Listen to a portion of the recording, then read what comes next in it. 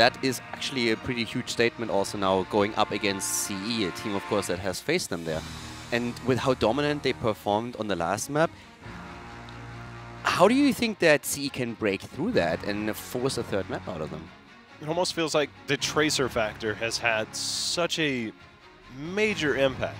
Maev obviously would kind of be the bigger threat, so you take that out and see if you can get Tracer yourself, I think, if you're CE. And we know that Alufal loves to play that, and it's something that they've highly prioritized in their games as well. Yeah, I think that if you can grab Tracer first pick here, there's a few ways you can use her. The Malfurion pick has been the go-to. They've played Tracer with Garrosh and found success. We've had Tracer Tyrael find a lot of success in Korea specifically. So just first picking Tracer seems to be quite intelligent at this moment in time, especially because SPT has a few weirder heroes they like to run, like the Diablo, for example. You don't really need to worry about those heroes. You just need to pick the kind of top-tier heroes that you're comfortable with and remove those heroes that Melody C on the Tracer has found so much success today with. I think that's the safest play. I feel like SPT was trying to think about maybe drafting around that right now, as how long they've gone through this ban. I like the Garrosh ban because it's, again, not a hero they like to play. It's not a top-tier hero that they're going to potentially remove from themselves if CE takes the Tracer. But they've also taken now that Garrosh threat away. I mean, it also leaves now both open, Genji and Tracer. So if on one hand CE starts to take one of them, you have still access to the other. You have the double pick as well, so you can, let's say, for example, we see CE pick Genji. You have Malfurion plus Tracer as an option at least. So it's actually a smart choice, especially considering how CE has oftentimes focused on playing Garrosh here. So you take a pick away from your opponent that you know they are comfortable with, that they want to play, while still keeping 2 power picks open, guaranteeing that you get at least one of them. They're going to take the opposite approach of taking the Tracer away, which is strong with a lot of picks, and they're going to take the Malfurion, which now kind of means that they can at least try to root a Genji. They could silence a Genji in team fights if SPT goes down that route. Then SPT doesn't have that strong Tracer pairing with a Malfurion because that's not available. But I feel like SPT could just simply take a Tracer with the Tyrael, for example. They haven't shown that in this tournament. We have seen China do things like that in the past, though. And that's the whole point, is like it's the Genji versus Tracer and how that affects the whole system. And if you end up going Tyrael Tracer instead of Uther Tracer, because if you go Uther Tracer, you leave yourself open to other counters. But if you end up going Tracer here, then Genji goes the other side. If you go Uther Genji, now you can expect to see the Tracer on the other side. But the Uther Genji are both great counters towards that. And I think that's why SPT, despite hovering the Genji, settled on the Garrosh for this specific strategy. Especially when we're thinking about the way that Uther has been played today. Yes, with Genji, usually expect him to go for Divine Shield, but we have seen a surprising amount of Divine Storm. And if you go up against Tracer and you get a full stun combo off against her, that usually equals a dead assassin. That's right. And you know, Genji can obviously do a lot of damage in that moment with the Dragon Blade where everyone is stuck and stunned. We'll see where the chips fall in terms of Warrior, because with Garrosh removed now, I do feel like CE might lean towards the Anubarak they've been playing a lot of today. We saw the great Abathur Anubarak game earlier, but that's pretty map specific. I don't think we're going to be seeing that here on Dragonshire. I think Tracer is no doubt on the cards here, even with the fear of the stuns coming through from Uther. You've gone down this Malfurion path. You've given the Genji away. So yeah, I'm actually happy they didn't go the Tracer route. I mean, Tracer is an amazing, amazing hero that we've seen, but when you've got Uther Genji staring you down on the other side, SPT is hovering to ban it. But now you can look at other counters towards Uther. Spread damage generally does well. Things like Lunara could potentially pay off. Something to just kind of really put the pressure on to Uther. And as you said, the Anubarak I think is still potentially, I don't think as much now, but it definitely opens up another world of possibilities and doesn't force you down the Tracer route. I like that you mentioned the kind of slower damage over time, because that is where Junkrat kind of shines. He can burst, of course, post 10 when he has his Riptire to finish off those weakened targets, but he is going to be very annoying to deal with as an Uther because he's going to be hitting multiple targets. He's going to be doing a lot of damage. Uther's cooldowns are very long. But this is going to be rough for CE one way or another, I feel, because no matter who you draft for the top lane now, if we're going to see Malthael again, if the Haka is going to be there, if you have Genji in your rotation, then you can put so much pressure onto that top lane that it's really going to be difficult to win that top shrine for CE no matter what. So if they don't have some ace in the hole where they can really throw an X factor in, I think SPT's little gamble that they had with that Tracer Genji play where they said, okay, we're going into a ban on Garrosh, and then the Malfurion first pick worked out really well for them. And CE is actually the team that ends up banning Nuburak here, so I feel from here on SPT has so many options of what they could move into, especially when it concerns the top lane. Yeah, I also feel like there's a lot of potential for an ETC pickup here now because you have Uther on your side already. Very powerful against this type of comp, especially a Tyrael that's looking to be aggressive with his Aldruin's Might. There's so much you can do with that. I feel like we're not really going to see a stage dive ETC, which has regained popular in Asia recently. It's a possibility to control the macro here, but I don't think you even have to. I mean, look, this world is your oyster. You have Blaze available. You can go Dehaka if you want to rely on the global instead. Sure. With Genji, as we said before, no matter who you choose should have an advantage. There's the option of heading into Leoric if you feel that's what you need here. But they have so many power picks for the top lane. Yeah, they have every solo lane pick available in the world. They can choose whichever one they want. Looks like they're going to save that pick for later to make sure they can have kind of a counter or a response solo laner. They're going to take the Muradin over the ETC here.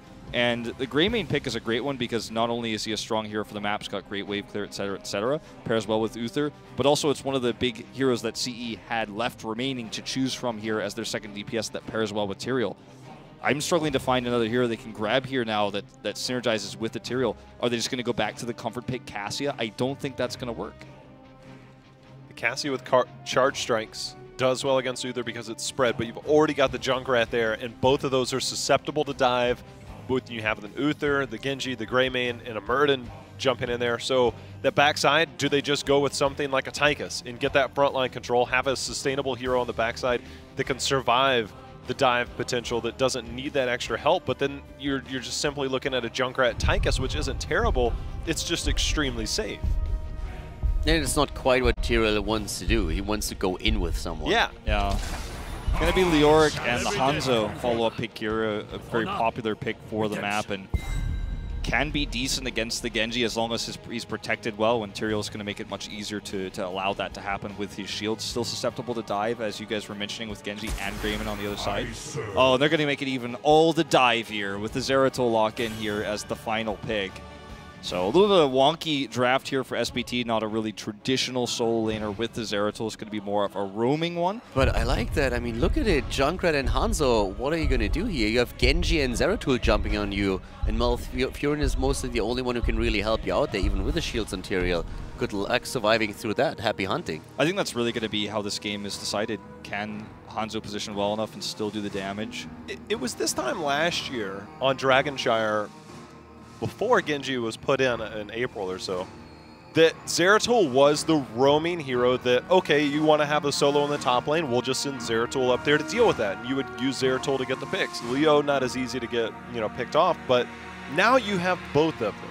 And you have to commit somebody to the solo lane.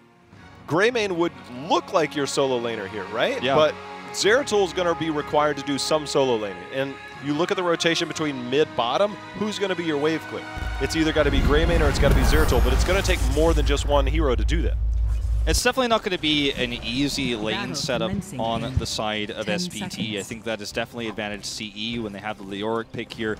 They've got solid wave clear with the Hanzo, the Junkrat as well. And Junkrat can even function as a threatening laner, to go up to the top lane and harass and be annoying depending on who they send up there. But SPT is just required to get picks with this comp against the Hanzo. It seems like the kind of, Hanzo counter you would read about on Reddit, right? It's the, okay, like, counter him with dive, he doesn't have good escapes, like, I have, I'm level 20 Hanzo, ask me anything, right? I struggle against these types of comps. But on paper, yes, that can work. They have to make it work, though, consistently or in longer fights, and I really feel in wave clear, they're definitely going to struggle. Yeah, the wave clear part is definitely going to be the thing to keep an eye on as we go forward, but you can instantly see the rotation bottom has included the Genji and the Uther in the bottom with Greymane.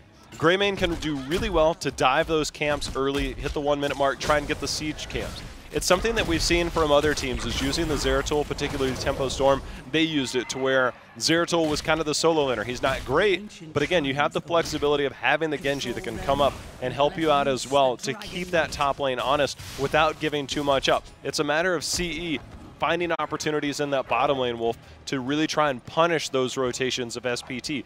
But it requires the Leoric player to be aggressive enough to warrant a response somewhere else. Well, look at what CE is doing. They're going to get a pick here with a very aggressive Misaka who gets caught. I believe it'll be a pick. Yep, just barely there. They go to grab the camp after they push the lane. They don't overextend because they don't know where Zeratul is. They could try to be aggressive because they knew there was a lane swap in originally up there with the Genji Zeratul in top. They grab the camp, they're pushing bot. Look at the bottom, Moonshine. In fact, it's so frustrating that Wind can threaten this that they even have to leave the camp. So Moonshine is basically permanent, and Soap isn't going to be able to stay up here too long. So CE is going to have Shrine control. They have all lane controls and wave clear. And surprise, surprise, if Zeratul doesn't get picks or kills, this laning setup for SPT is, I want to say, borderline horrible. It's just simply not going to work by default. They need those picks, and they're struggling right now. Well, the old Genji taking place of the old Zeratul roaming to that top lane. You can see Zeratul tried to bait out as much as he could. Wind is going to try and interrupt the channel here. He's got his Eldruins back on the other side. Look for one more interrupt. He's going to jump. Buys just enough time for Leoric and team, but you could see they're able to flex the Genji and the Zeratul between that top and mid to look for those picks. Looks like they got themselves one by way of Genji. Entirely sure what happened up there, but Genji is going to grab this pick. This is a huge turning point for SPT to grab control of both shrines right now. A huge commitment for CE currently in mid to make sure that a channel can't happen, but this means SPT can kind of carefully push forward, soak lanes now safely without really having to look for picks. They can grab for the first time that Siege Giant camp. It's picks like this and threatenings of the channeling of the Dragon Knight that can allow you to take map control. It's not always about getting an early Dragon Knight. That's not always required from a pick, but you can take map control from things like that. Still, I mean, as you can see, this bottom lane super heavily pushed, though. Every time they try to commit to the resources to the top lane in order to take that Sun Shrine, there's a cost involved. And this time, the Siege Giants at least can back them up. Siege Giants are there. You know, we're looking at the Genji going Dragon Claw, looking to get in, you know, soak up that damage using your deflect, then use it basically as another ability to get some AoE damage or get some single target damage if needed to look for those picks. And I think that that's one of the things that they're doing is that they're trying to put a little bit of money up front in making sure that, hey, look, level 4, you can kind of get that damage at the end of the Swift Strike, but what if you go in and you get that burst damage? And there they go. They almost get it there onto KTY, but instead, Molly taking damage in return. He's going to need a little bit of protection. That was a close call there. Does end up getting away. Had he had a cocktail available, that probably would have been a pick there. Either way, this ends up being a pretty even trade on both sides, you would say. Meanwhile, Hanzo's going to rotate back down bottom to continue to try to push that bottom lane. Again, Leoric finds himself in trouble in the top lane, but this is more important. ZZH gets rooted here, and this should be another pick. Leoric will go down, and actually, as it turns out, ZZH will get away, so ends up being, even though we didn't see that pick in the top lane, another rotation victory here with these high mobility dive heroes, you could say, these gank heroes with how they're being played, the Zeratul and the Genji. But that's the thing, Wolf, is that the Leoric's job isn't necessarily to push that lane out and win it hard. It's a matter of just getting some advantage and forcing the rotation out, getting the Zeratul, getting the Genji up there so that you can get the 4-man advantage in the bottom. It's something we mentioned at the start of this and in the draft, is that's where their opportunities lie. KTY, good use of the Vorpal, I think, maybe got the blink over. As Soap, though, however... Oh, if Lufel needs another shot here, misses the scatter, does not get the decloak. Melody C will he be as lucky. He gets the Dragon Claw kill, deflection there, and walks out scot-free. Well, okay, yeah, walks out scot-free. Melody C is just pushing the limits. Now, I wonder if he had his Dragon Claw because... He did, he used it. Yeah, he had to have used the Dragon Claw there, so making sure to get some value. You can see Nature's Cure trying to keep Wind alive as the body blocks come in from Misaka.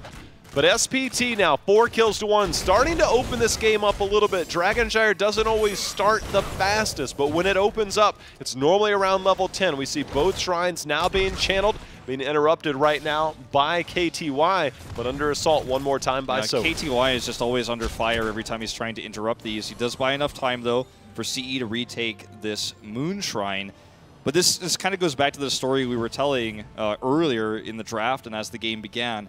SPT needs to find consistent picks, and so far they've been able to do that. They've threatened the top lane, and you talked about how Shu doesn't need to push this out, but he also needs to survive, because if he doesn't, he can't get experience, and that means experience starts to fly away from CE. SPT takes 10 first now. Now they look to really heavily contest this Dragon Knight, specifically with the heroics they've unlocked here. Dragon Blade's up. This is a great opportunity to try to take a big fight now in the bottom lane. That's what it looks like they're setting up to do. See VP, and normally we would see VP to try and set up something, but wait a minute, we've got Wind under assault here at the bottom. You can see Hanzo trying to put some poke in as well. The scatter shot going in, stacking up, and it's actually forcing SPT back for the moment. Yeah. They're not willing to use heroics here, not until they have a better fight. This is buying time for CE, with the Siege Giants even getting involved in the fight to buy time to get that 10. They're just around the corner here. Leoric was nearly picked off in the top lane, but did survive. They need to get this taken, though. It's being squatted right now by SPT. Uther goes down. He goes down, and they were trying to stay on that to get that channel, but they were unable to do so. And now Wind, you see the Dragon Arrow going out as well. Masaka and team are going back. We saw the Rip Tire being used mid for the zoning control, but CE, despite being down that talent here, ended up holding on, and SPT committed so much to try and get that Dragon Knight, ended up costing them that Uther. Ooh, Void used here. This is going to give some time for Shuyu to come over here, but that's going to be a dead Junkrat. Will they be able to make this a trade? Don't think so. Masaka with a great stun there to interrupt the tether for Shuyu. He's going to be forced away. CE is able to get this camp down here in the meantime. We're going to see even the Twilight Dream committed to kill Grayman and walk away with no deaths on the side of CE. This ends up being, I think, though, going back to the last fight and that last exchange, KTY buying so much time there as Junkrat specifically, showing what Junkrat can do in terms of controlling channeling on this map, because he's been able to use his concussive mines so well to escape. He has died now twice, I believe, doing this, but he's bought successfully enough time for CE to win the objectives. CE now with their Knights they picked up at the end of that team fight have taken down an entire fort wall here on the bottom lane, bought themselves some experience back, some map control back. Still don't have that well down, but experience-wise, pretty much even, despite the fact that SPT being up 6 kills to 3.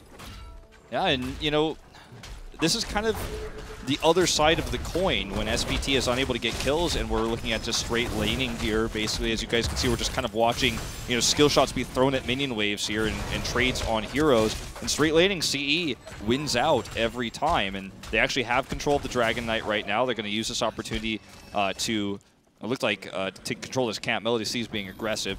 They can just kind of use this to say, okay, come and try to take the Moonshine from us. We'll look for a better straight-up 5v5 fight if you want to commit to it heavily. Otherwise, you need to send someone top, and if you do that, we have better wave clear than you. We're going to push mid. We're going to use this advantage that we have.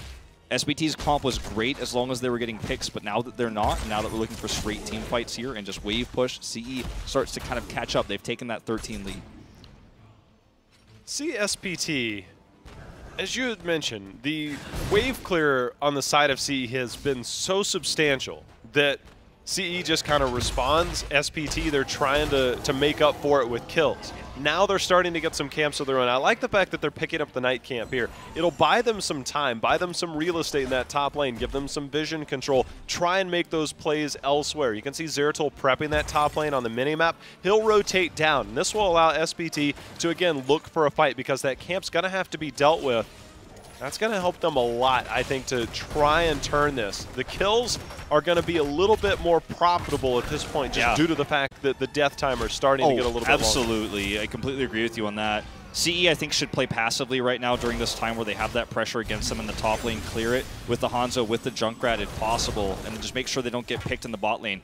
In this way, you can kind of take that one bottom lane and shift it to the top lane, leave the kind of side lane to be the bottom lane in this case, instead of trying to take fights down here with Zeratul roaming around. They're actually still trying to contest this. The squat comes through just long enough for Misaka to channel the Dragon Knight, and there just wasn't a big enough commitment either to top or bottom to prevent this from happening. Wolf, that all started with the Knight camp that they got. We saw the minor invade. CE did get their own, but SPT got theirs first. It forced Junkrat and Leoric to go up there. The threat of Zeratul was able to keep Leoric honest. The rest of the members of SPT went down to grab the bottom shrine, won that little skirmish there. Didn't even have to get the kill, but it all started with the Knight. They finally started to use the camp, the map, to their advantage to open it up, and it gets the first Dragon Knight of the game. Yeah, it's crazy that it's about 10 minutes in that we do see that first Dragon Knight. It's been such a back and forth tug of war between these two teams, but this is going to be swinging back to the side of SPT as they're able to get this Dragon Knight kick. Should be a bot fort taken. Melody C is rotating down as well just for safety. Lyric is split pushing top right now, but it's not going to be as significant. Still feels like it softens the blow of this this Dragon Knight that we've had so late into the game. See if they can find a pick here. All their cooldowns are up right now. They could look for a pick onto Melody C with the Dragon's Arrow if he sticks around too long. Good retreat here, though, for SPT. That Dragon Knight opened up the bottom lane, and we've been skirmishing nonstop, as you said, for the first 10 minutes of the game. Now, with that bottom lane, you no longer have that well. You no longer have the retreat point if you're CE. So staying in those fights as long as you have before is nice because you still have Malfurion, but it's nowhere near as easy as we see another assault here. Wind going down instantly gets blown up as the lockdown in full force here by SPT, getting themselves another kill. Before he could press R, man, it was all over. It was just very good coordinated dives coming through from SPT. They've made a reputation for themselves for having these coordinated dives, these big flanks and or picks where they either flank to start a team fight in their favor, crush it, or at least get a kill. We saw it in game one. It kind of reminds me of some of the old Chinese greats like Eastar in the past that would be able to make these sort of calculated, executed rotations. Not always good macro play, but decisive moves in terms of looking for kills and looking to fight. The death ball is real here, and even though it's a Zeratul Genji comp, they're making it work here, grabbing those picks. Speaking of death ball, the potential of moving forward with Siege Giants plus Knights in the bottom lane is super scary. Zuyu, however, in the backside trying to mitigate some of that damage. Here comes the Riptire. Melody C just barely getting out of danger with a little bit of armor provided there by Uther. CE holds on to defend their siege camp. That could have been really scary on the side of CE. The Siege Giants plus Knights pushing in that bottom lane that's already exposed. That would have been potentially a full keep wall, thus more experience and more of that bot lane control gone. Instead, they hold on, keep this game somewhat neutral. Yeah, I feel like Shiyu actually, even though we think of Leoric as kind of a sub-tank and a solo laner, he actually peeled very well in that fight, actually, while in Wraithwalk form, just kind of absorbing all of that damage, allowing CE to get into a better position, get those Malfurion slower heals to come through, surviving the longer fight. Now the tables have turned because they got that Siege Giant camp. They are pushing this pretty hard. Misaka is trying to look for a flank. At the same time, Zeratul is grabbed top. He can rotate down now and look for a fight. This is actually really anyone's game to take at this point. We're at a really razor-thin part of the game. Winner of the next fight will probably get 21st. Juyu here eats a lot of damage, is on his way out here now. Will we see the commitment of Genji? He's rotating down now on that Cloud Mount. Zuyu is in a little bit over his head, and now that's cost him his life. Sanctification is going to be used in defense here as Melody C trying to poke. The Dragon Blade is out. He's trying to get the damage in. He's moving forward as Alufal's going to go down, and they're looking for more as the sun's going to land on to Wind, who's now under assault by Melody C. He's going to get behind the wall and live for the moment. KTY is just spamming out those grenades right now to do what he can. This is upgraded his grenade launcher there to shoot multis at the same time.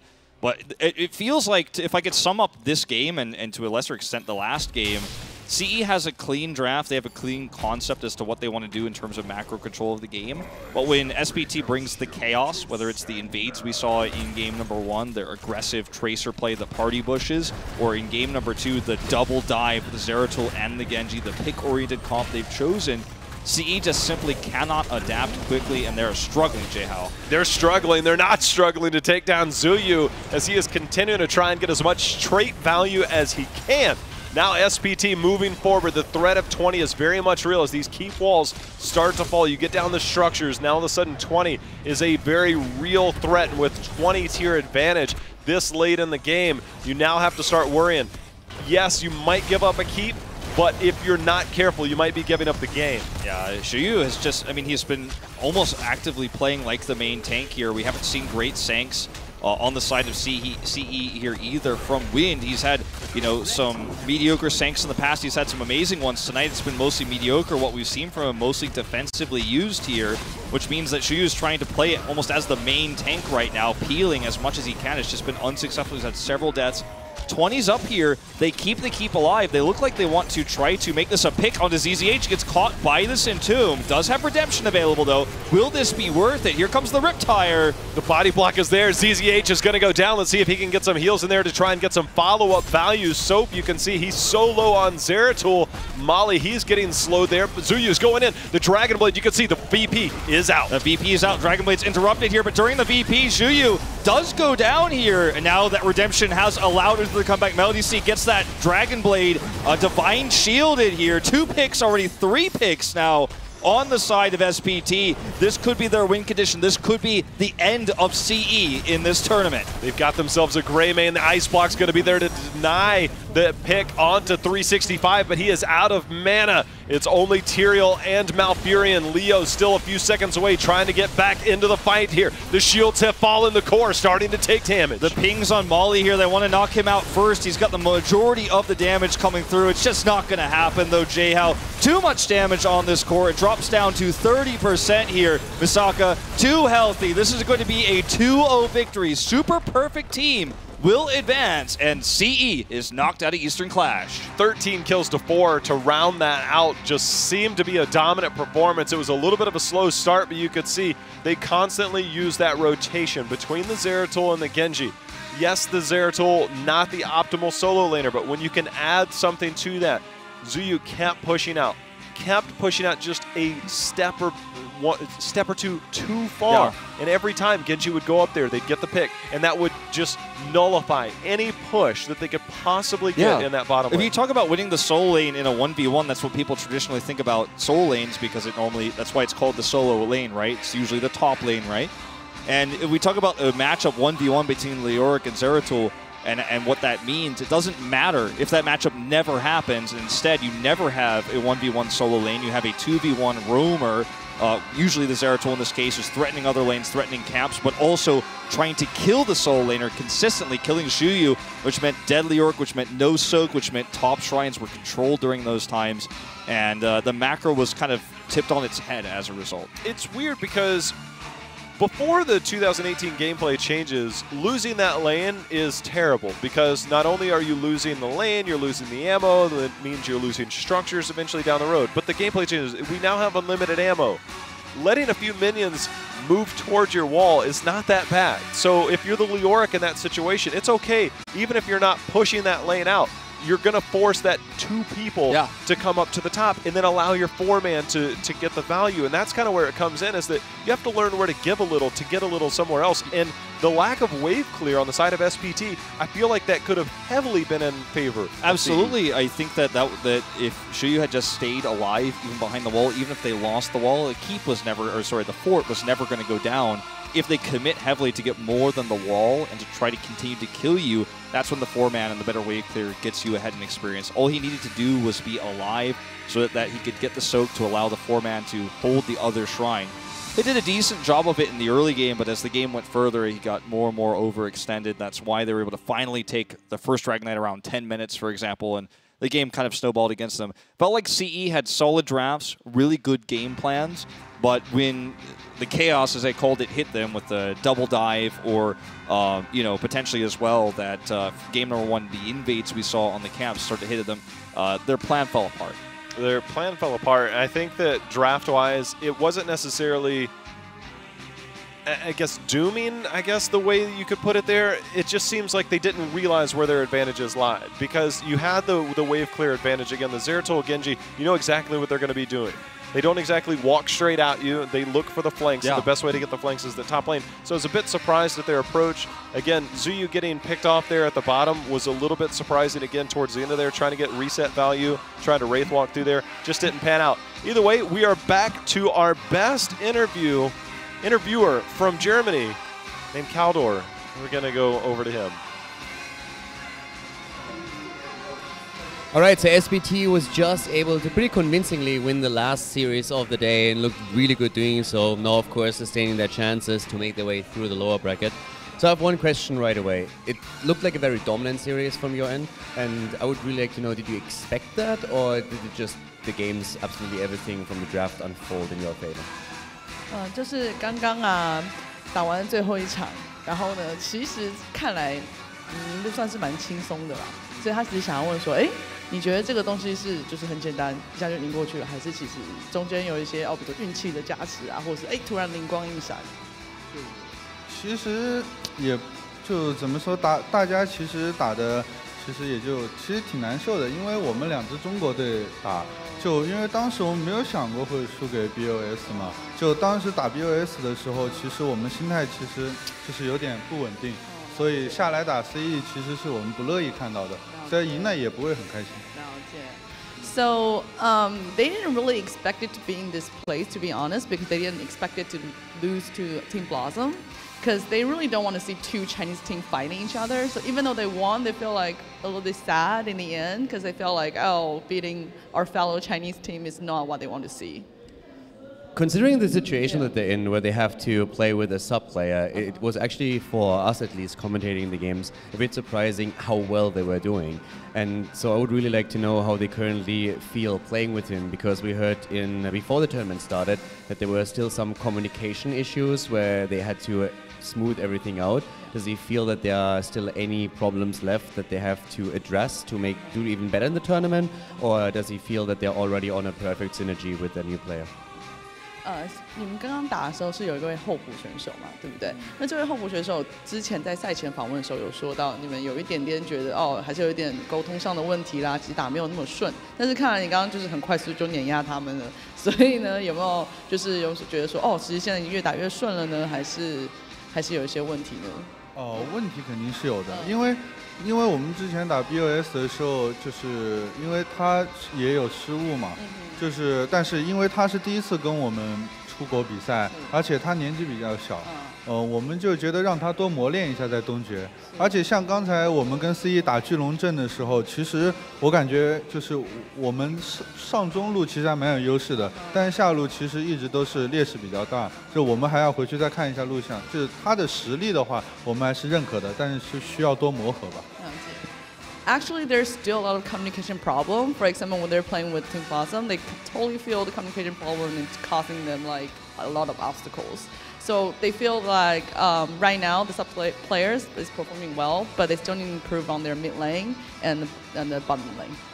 Yes. Okay, thanks. So the last question, since I know you speak English, do we have any shout-outs, any words for your foreign fans watching the tournament? 因为他知道你讲英文嘛，对，所以你有想要对你的讲英文的粉丝说一些什么话，用英文跟他们讲？